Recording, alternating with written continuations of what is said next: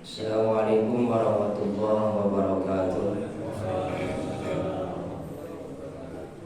Hamdan wa syukrulillah, amma ba'du. Allahumma sholli ala sayyidina Muhammadin al-fatih lima ughliqa wal khatim lima sabaqa nasiril haqqi bil haqqi wal hadi ila siratikal mustaqim wa ala alihi haqqa qadrihi wa miqdarihi al-azim. Rabbi shrah li sadri wa yassir li amri wahlul 'uqdatam min lisani yafqahu qawli. Rabbi zidna ilman nafi'a warzuqna fahma wa amalan mutaqabbala wa alhiqna bis sholihin, amin.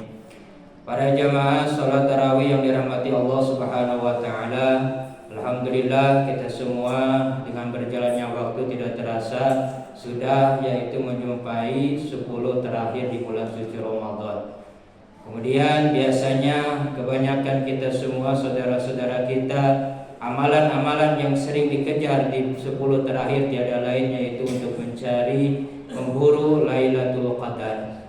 Mungkin untuk masalah Lailatul Qadar sudah banyak untuk yang menerangkan. Pada kesempatan ini mungkin saya bukan untuk menerangkan masalah Lailatul Qadar, namun untuk masalah yaitu amalan untuk penyempurnaan amal ibadah kita di bulan suci Ramadan ini.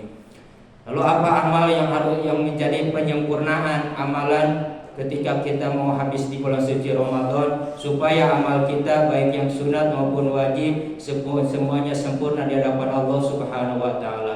Tiada lain yaitu amalan yang kadang-kadang kita lupa adalah amal berzakat.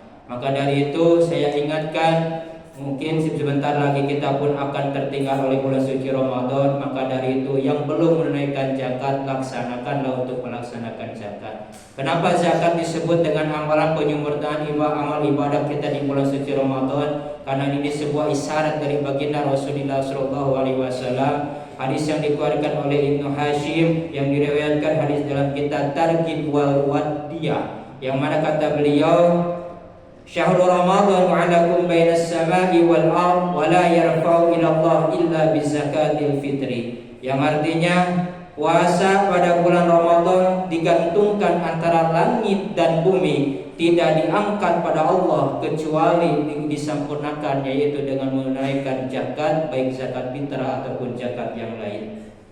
Hadirin ikhwatul iman rahimakumullah, zakat di samping rukun Islam termasuk kewajiban kita sebagaimana umat muslim, sebagaimana terangkai dalam surah At-Taubah ayat 103. Allah Subhanahu wa taala pun telah memberikan isyarat, yang mana firman Allah Subhanahu wa taala, a'udzubillahi minasyaitonir rajim, khudh min amwalihim shadaqatan tutahhiruhum wa tuzakkihim biha wa sholli 'alaihim inna sholataka sakanun lahum wallahu samii'un 'alim. Yang artinya wallahu a'lam bil muradi. Ambillah zakat dari sebagian harta mereka. Dengan zakat itu kamu bersihkan dan menyucikan mereka, dan berdoalah untuk mereka. Sesungguhnya doa kamu itu menjadi ketenteraman jiwa bagi mereka, dan Allah Maha mendengar lagi Maha mengetahui. Hadirin ikhwatul iman rahimakumullah, dalam ayat tadi ada kalimat khudh min amwalihim. Kalau kita kaji, lafaz tersebut mengisyaratkan agar kita dibentuk pengelola zakat. Kenapa demikian? Karena maaf, yang sadar membayar zakat itu hanya sedikit, terutama untuk membayar zakat mal. Biasanya orang merasa rugi, itu sebagian dari saudara kita. Maka dari itu ayat tersebut mengisyaratkan supaya ada manajemen, bahasanya khud, ambillah. Bukan artinya menunggu, artinya apa? Diisyaratkan supaya diambil ke rumahnya. Hadirin ikhwatul iman rahimakumullah, gerangan apa hikmah atau zakat bagi seorang muzaki atau orang yang telah mengeluarkan zakatnya? Ayat tadi menjelaskan yang pertama adalah tutahhiruhum. Tujuan kita berzakat adalah yaitu untuk membersihkan harta dari hak-hak fakir miskin, orang-orang tak berharta, orang-orang yang terkapar di pinggir jalan, yang tiap hari merasakan pekik getirnya kehidupan, hanya isak tangis yang ia rasakan. Jadi yang pertama adalah yaitu untuk membersihkan dari hak-haknya fakir miskin. Kedua yaitu wa tuzakkihim. Dalam itu ayat zakat membersihkan dari penyakit rakus, tamak dan serakah. Penyakit ini hadirin yang harus kita bersihkan, sebab jika kehidupan manusia dilanda penyakit ini, maka akan lahir hartawan berjiwa korun. pengusaha bermental sa'labah, penguasa berotak Fir'aun, maka pantas Rasulullah SAW pun berikan isyarat salasun muhlikatun sakhun muta'un wa hawa muttaba'un wa ijabalu war'in bin nafsi.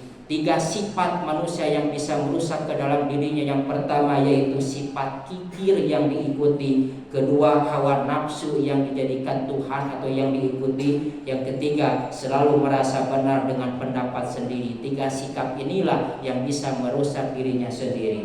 Hadirin, hikmah yang ketiga untuk muzaki ialah dalam itu ayat sakanul lahu, maksudnya mataskunu ilaihi wa tatmainu, yang artinya dengan zakat jiwa akan merasa tenang, hati pun akan merasa senang. Selain itu Dr. Jurzawi dalam Hikmatut Tasri wal Hasafah beliau pernah menjelaskan tentang fungsi zakat yang lain. Yang pertama adalah tamnaul bukhli, juga zakat bisa mencegah dari sifat kikir. Kedua adalah al-adu fi ikhraji zakat, dengan zakat mencerminkan pemerataan sosial, kita bisa berbagi kepada sesama saudara kita.